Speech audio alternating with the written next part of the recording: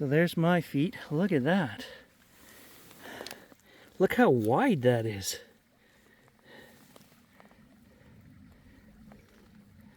That's like 7 inches wide.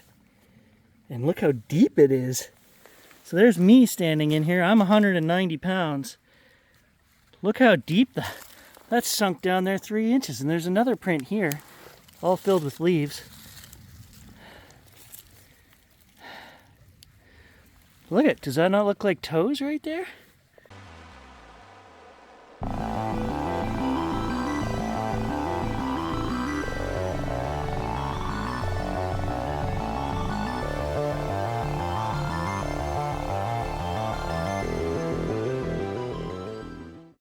Alrighty, kind of an impromptu camping trip. I've got the futon mattress in the back of the truck.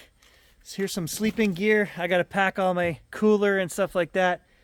We're gonna sleep in here tonight, and I'm gonna go on an adventure this afternoon. We're gonna go do some trout fishing, I think, maybe. Just do a bit of a camp out, try the truck and see how this works with the futon mattress and putting the back mid-gate down so that we have 11 feet of room in there. And then tonight we're gonna camp out in the area where my buddy had his sighting of Bigfoot. And let's just bring the recording equipment, the parabolic dish, some night cameras, and let's go camp out. I almost forgot the parabolic dish and an extra pair of socks, but I didn't. So that's it, we're packed. I just have to go get some worms. Damn, I only made it 5 kilometers down the road, and then I realized I forgot 2 more things. A tripod if we want to do some astrophotography tonight. And I also forgot my trout fishing pouch, which goes around my waist, that has all my lures in it. All right, I actually forgot something else too. So we've got the trout kit, we've got the tripod, and then I forgot to bring some fire starter, so that'll make my life easier. Gary's got worms. Not only do I got worms, but I got like kung fu worms. I told the old guy I want the ones that'll actually choke hold the trout and pull them out for me. He said, we got those. You pay an extra $1 a dozen, but we got them. And then he says you got to flick them in the ass before you put them on the hook to rile them up. Yeah! They're biters. Hey, get back in there. A lively bunch. So I'm at the first spot I'm going to hike in and try for trout down that trail. There is a trail behind that dead spruce there. But I'll just show you guys, any trout fisherman worth his salt knows that you can't put that in your waistband. They crush, they break, and then your worms all get out. So I bring a little hard container, and I'll just put 4 worms in there, which is more than enough. I could probably catch 20 trout on that if I hike in there, and then we'll save the rest for the next spot we get to. And then that fits right in my trout pouch. We do it up. Oh, it's about a mile walk down this trail, and then we'll get to the river.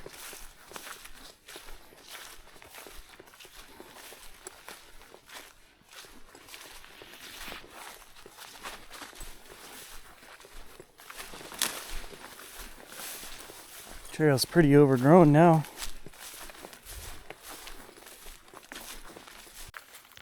We used to ride our mountain bikes down this trail when we were kids to get to the river and the trout pond. Very overgrown now. I don't think there's any kids that are out here in the woods fishing like we used to every day. Trail's very overgrown. That's a good thing. Maybe there'll be some trout down here in the ponds.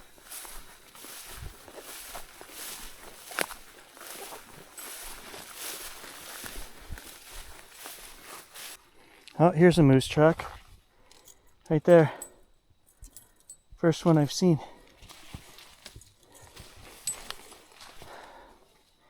Cow and a calf.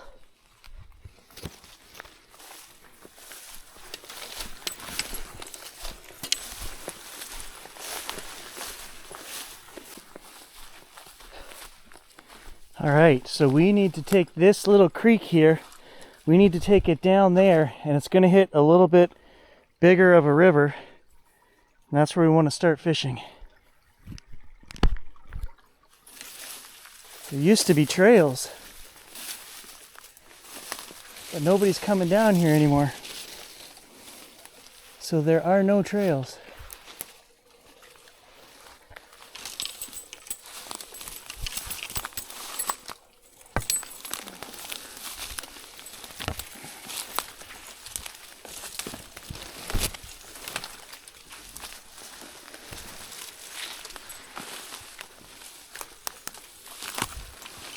Just the faintest memory of a trail here along the creek.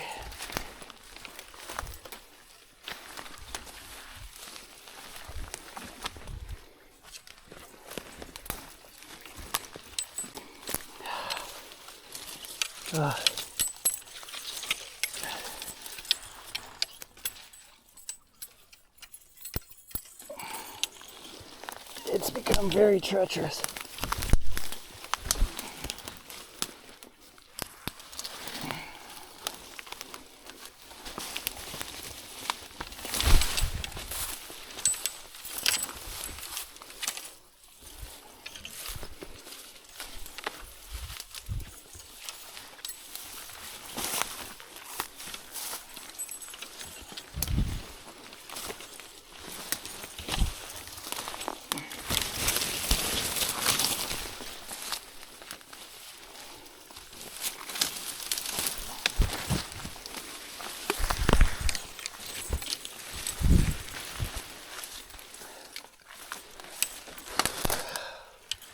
Wow.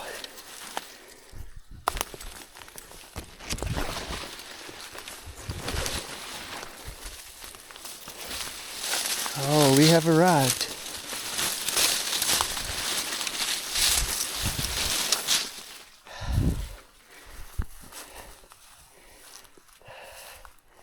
There's usually some nice trout in here.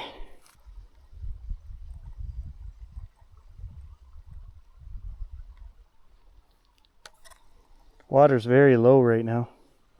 Late summer. There goes a big old toad swimming across the river.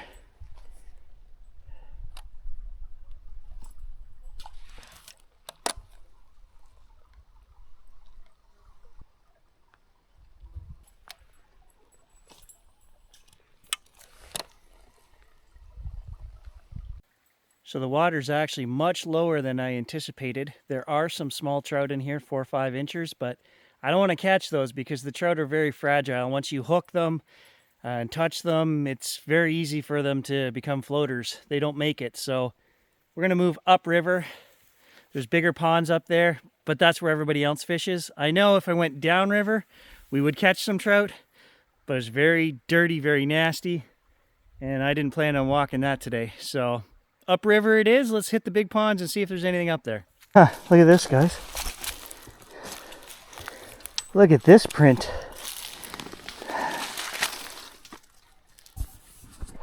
I'll get my phone out. So there's my feet. Look at that. Look how wide that is.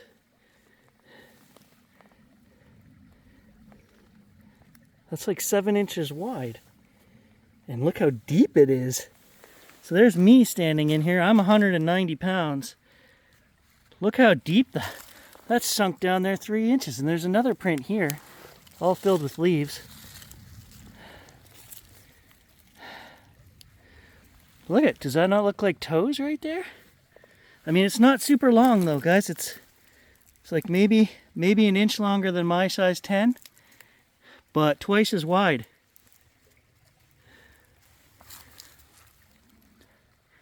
And there's only 2. There's that one there, which really is, you can tell something stepped there,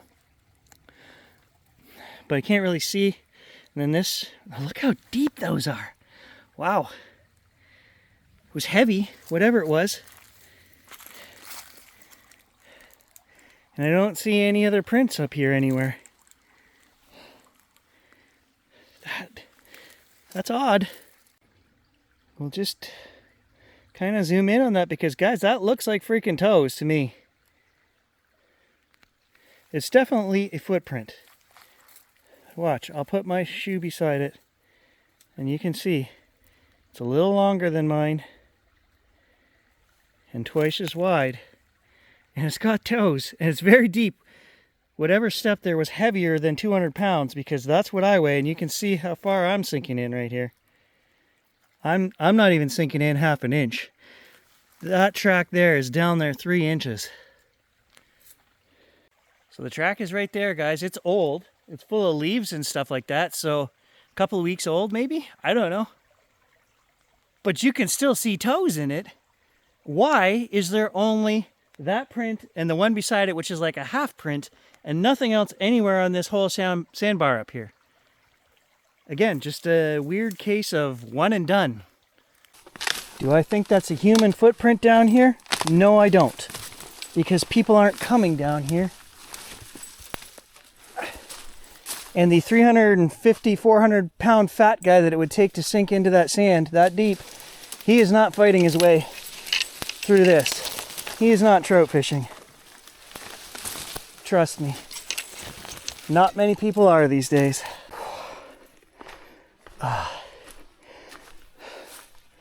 Just bushwhacked for a quarter mile to get up here, and it wasn't fun.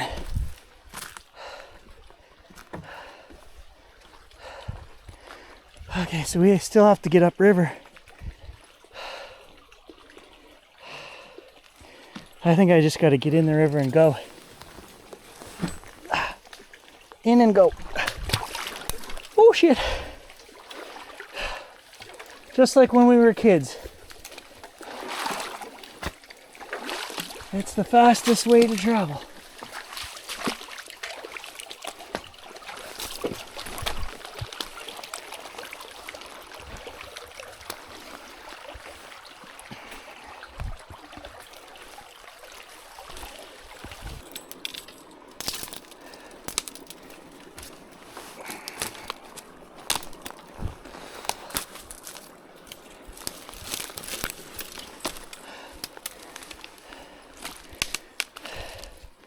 Glory be, we made it.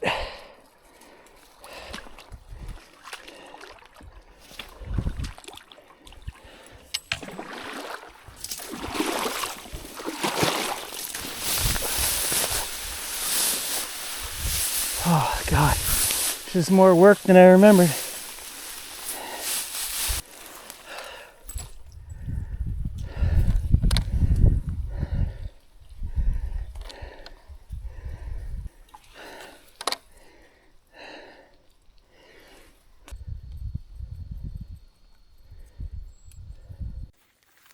Well, disappointing that we didn't get a trout there. The water's very low and it's not cold enough yet for the fall spawn to start, so I think that's the problem. I have better spots, but man, it was a slog to get in here. It was further than I remembered and I had to fight a lot of bush, so I'm actually kind of worn out. So on a good note, I think I fixed the issue with the poor casting of this reel, and it was the line, which we suspected all along. I took this out last year, not a cheap reel, a Zebco Bullet, and the line that it came with was terrible. Every fourth or fifth cast, it would just come out in a spooly, twisty mess, and that kept happening the whole first season I had it, so we changed it. I tried a couple of different Trilene XL, extra limp, and a few different things. Didn't work. And then my buddy Stu said, try the Stren that he uses. And that's what I've got on there now. And down there with 50 casts, it didn't happen once. So absolutely just poor fishing line that Zebco's putting on these. You know, it's not a cheap reel, right? It's a $180 reel on sale. And then they put this line that just tangles as soon as you cast it. It left a real bad taste in my mouth. I actually wanted to bring the reel back because of that. But I knew better after fishing for 50 years that it was the fishing line and not the reel itself. So I actually had plans, guys, to fish 2 or 3 more spots. But by the time I walk the mile back up to where we've got the truck parked here, I'm kind of beat. You forget how tough it is fishing these creeks. Even walking this 4-wheeler trail, there's not much left of this trail. I'm fighting brush the whole way. So what we're going to do is we're going to enter the logging trail system from where the truck is parked. It's like a back entrance to that system. And, you know, 15 or 20 kilometers, we will be at the spot where my buddy had his sighting. And we're going to camp out there tonight. So I think I'm going to dial it back a notch. We're going to relax a little bit. We'll just drive around. We'll find a good spot while there's some light to set up camp. I think I'm done fishing, unfortunately. 50-year-old Gary says he can't do what 15-year-old Gary could. I think maybe I'll rinse my shoes and socks out here in the creek before we go any further. Get the sand and the stones out.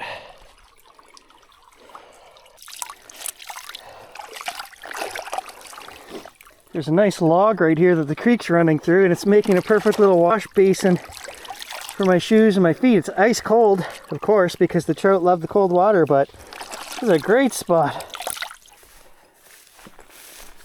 Shadows are getting longer.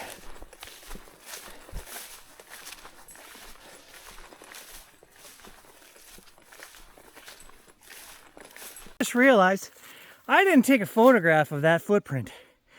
And as I'm walking along thinking about this, guys, in 45 years of walking these rivers and creeks, I've never seen barefoot prints in the creek because you've got to walk down there. You got shoes on. You cannot get down to the river. You can't go 2 miles through this in bare feet.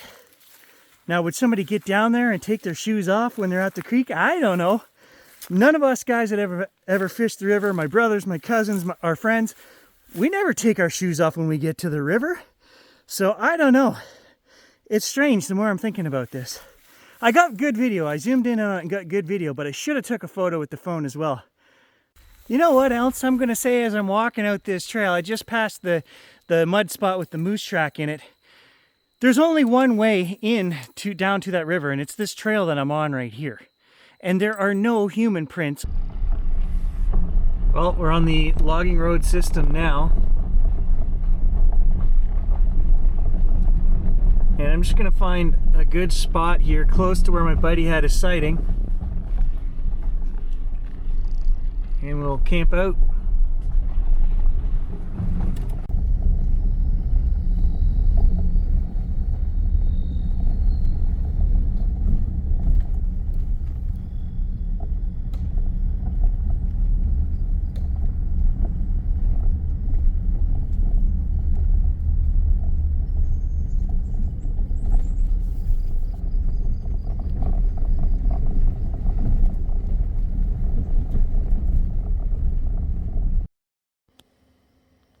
You can see the dust behind me.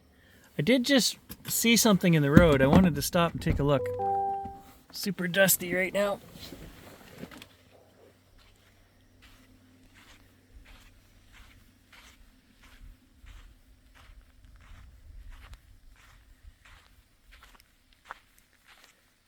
Look at this. What did you die from? Right here in the middle of the road. There's no tracks of any animals or anything around, no fox prints or anything.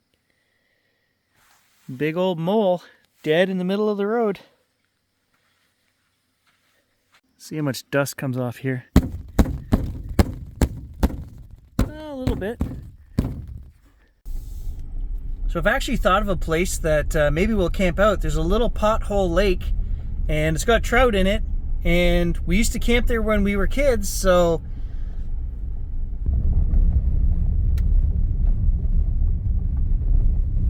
we're not that far from where my buddy had his sighting here. Maybe 7-8 kilometers.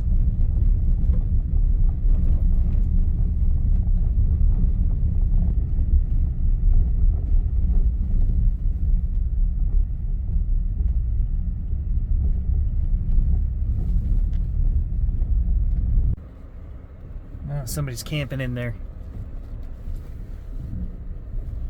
Truck and a tent.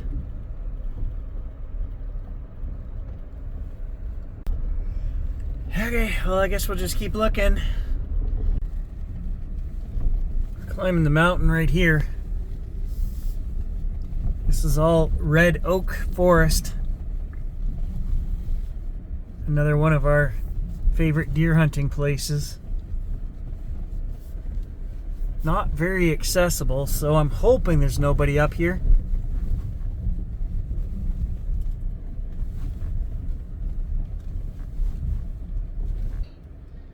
It's very tight in this road for a new truck.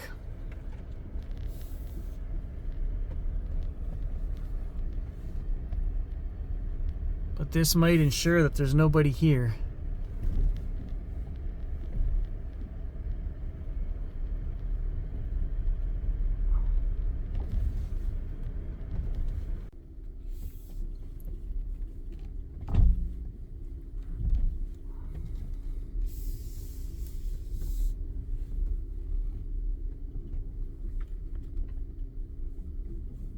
Ooh, this road's getting sketchier and sketchier.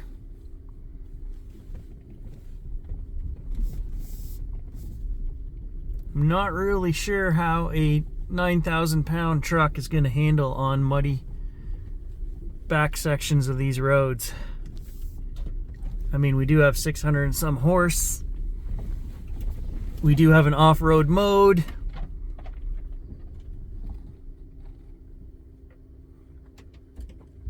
Oh no, don't scratch my truck.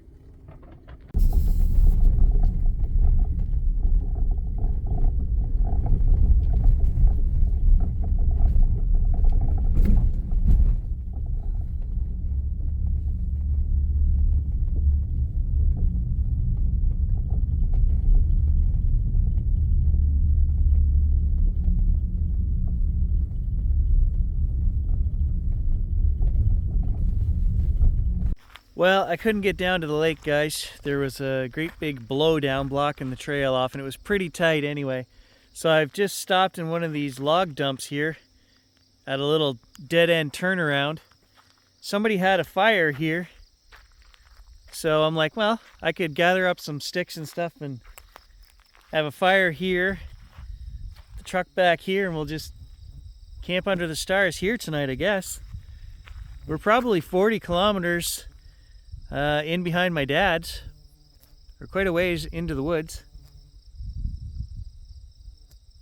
And all I can hear are crickets and heat bugs. Shouldn't be any people around. Look at that. You can't say I didn't take the truck down some narrow roads there. Luckily, it's just marks in the dust. And they're not actually scratches. Thank God. There is, however, a full layer of dust on the back of the truck now. So I wonder how much has actually gotten inside. Let's find out. Oh shit. This tonneau does nothing. Oh my God. Oh shit. Oh, no. Man, I could have stored all this stuff inside the back of the truck. Oh, it's frustrating. Oh my God. And it's dust right up to the front of the truck. Ah.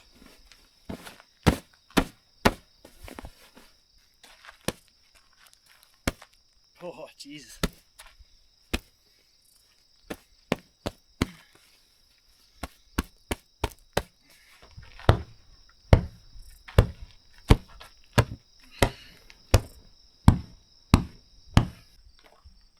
I can be a little frustrated.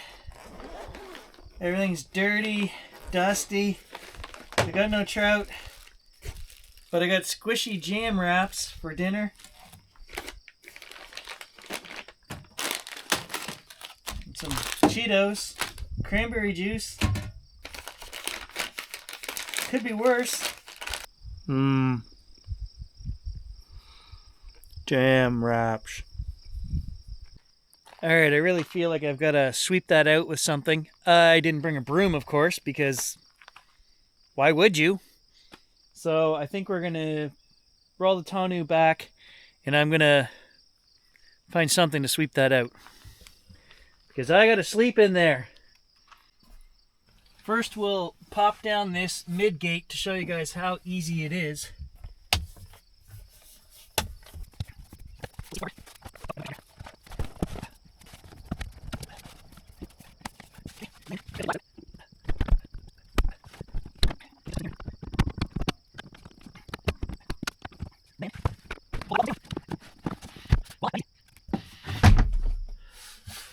Voila, that easy. All right, I've made myself a broom, old school style. Let's see if we can get rid of some of that dust.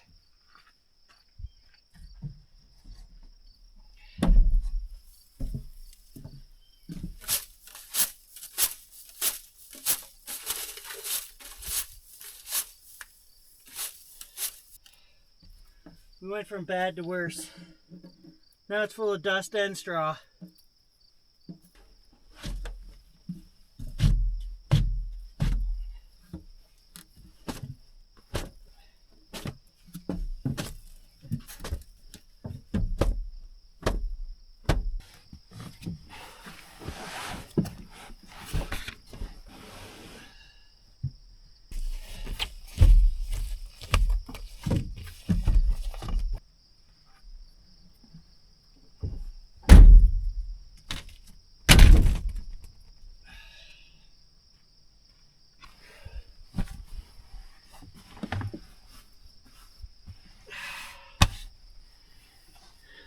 All right, check this out, guys. This is going to be perfect. My lantern can hang right there.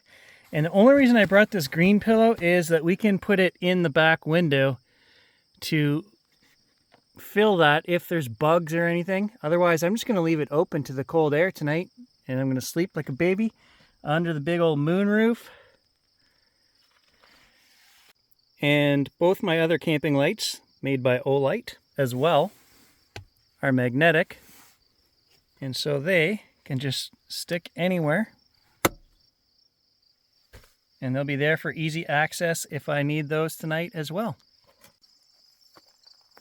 Sun's getting low on the horizon now, so probably within the next hour and 20 minutes, it'll be down. So I'm going to gather some wood so I can have a little fire. So I'm just scrounging around where they had their fire, and I've made a little triangle here. I'm going to sit on here, right here like this, and then I'm going to build my fire right in here, and I'm just going to start gathering. I've started a couple little piles here. I'll bring all that over here. We'll build the fire right here.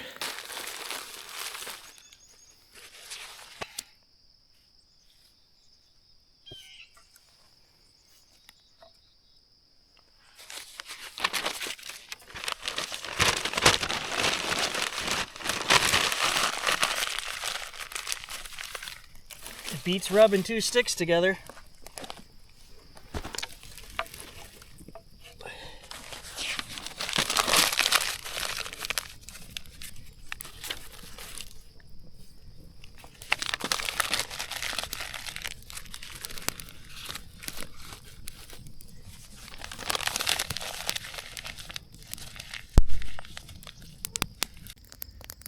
So remember your fire triangle, guys. It works great. And once those outside logs get hot and they start to coal up, that thing will go all night long.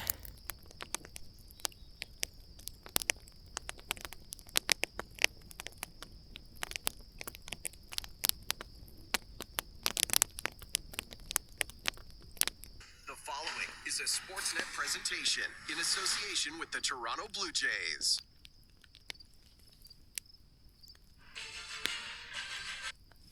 Now that's roughing it, guys.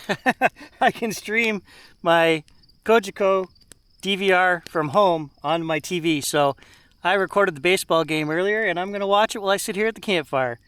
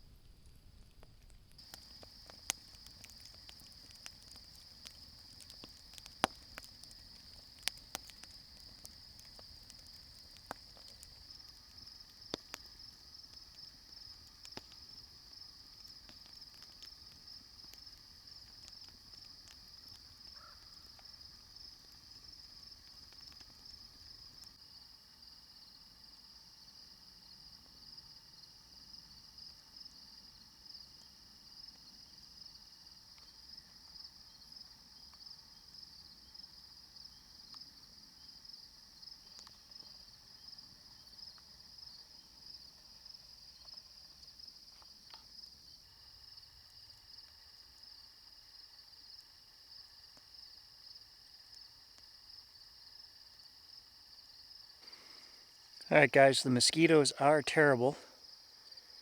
It's that time of night where the sun is down and it's not really cold enough yet, so I might actually jump in the truck for a couple hours and then pop back out when we got a sky full of stars, do some recording, you know, midnight, 2 o'clock, something like that. Very peaceful here.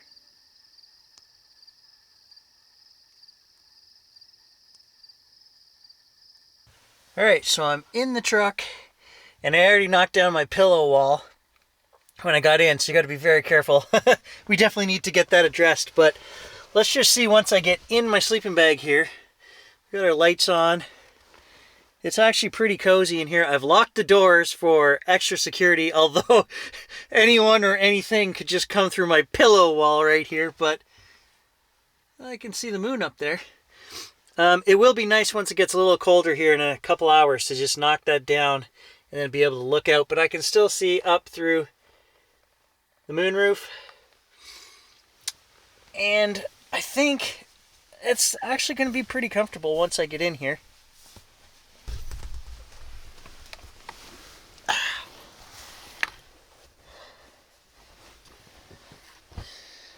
Oh yeah. If you're not super claustrophobic, I mean, this is like 10 inches over my head, right? But you could technically roll up the tonneau cover and get rid of that. And if I was looking outside right now, if this was open, it wouldn't be so bad. But, good enough to sleep. We can run the heater in here, no problem. You could run the heater all night in here. It wouldn't hardly use any battery power. You know, you might lose 10 kilometers. Maybe not even that, like, probably not even that much. I don't know. So you could be as warm as you want. I'm not going to run anything tonight because I'm in my sleeping bag. I've got an extra blanket up here on the pillow wall if I need it. And I'm just going to kill a couple more hours until complete dark. Either I'll have a little nap or I'll finish the Blue Jay game. They were tied 4-4, so every game I watch they lose. Man, if our kids had to camp like we did when we were young,